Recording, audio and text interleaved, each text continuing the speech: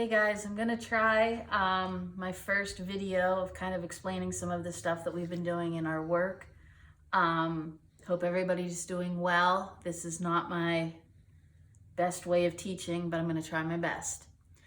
We've been talking about probability, which is basically a numeric way to predict the outcome of some event happening. It's applying a number value to the chances of something occurring. We have both theoretical probability as well as experimental probability. This is what should happen in a perfect world.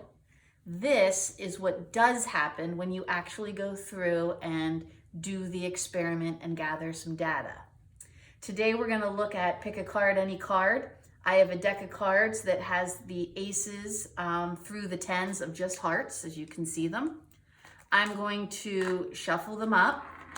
As I'm shuffling them up, we're going to talk about some of the theoretical probabilities that could happen. For instance, the probability of getting an even number. Well, in this deck of 10 cards, we've got the even numbers 2, 4, 6, 8, and 10, which means we have 5 choices out of a total of 10 cards. So our theoretical probability would be 5 out of 10. And I can reduce that to 1/2. So I have 1/2 of the chances to get an even card. I'm going to move over to the experimental probability, and I'm going to do this for 6 trials. I picked the 6 out of thin air, just doing it 6 times. I'm going to keep track. It should come up half of the time, which means 3 of these trials I should get an even number, but we all know that that doesn't always happen.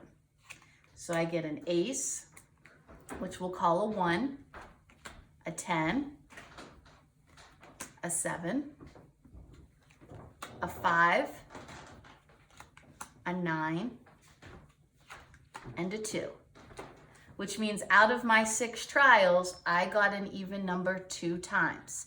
So my experimental probability was 2 out of 6, or 1/3. When I'm comparing these, my theoretical probability was greater than my experimental probability. Let's try one more. This time I want to know the probability of getting an ace or a 7. Well, again, in the deck of cards that I have, I've got 1 ace and 1 7, which means I've got 2 cards that could happen with out of a total of my 10,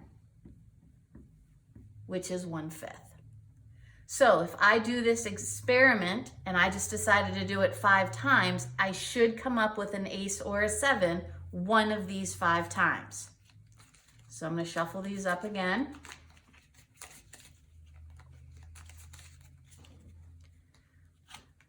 Five, 9, 2, 7, 4. Oh, I don't need the 4, I just need the 7. So that would be, I can put those here, 5, 9, 2, 7, 4.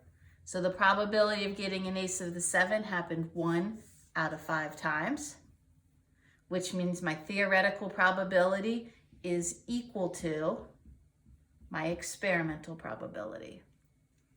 I hope this helps. You're going to do a little bit more practice with this in today's paper. You can just type it into your Google Docs and then turn it into me. As always, continue emailing me if you have any questions. Hope to see you soon, guys. Stay safe.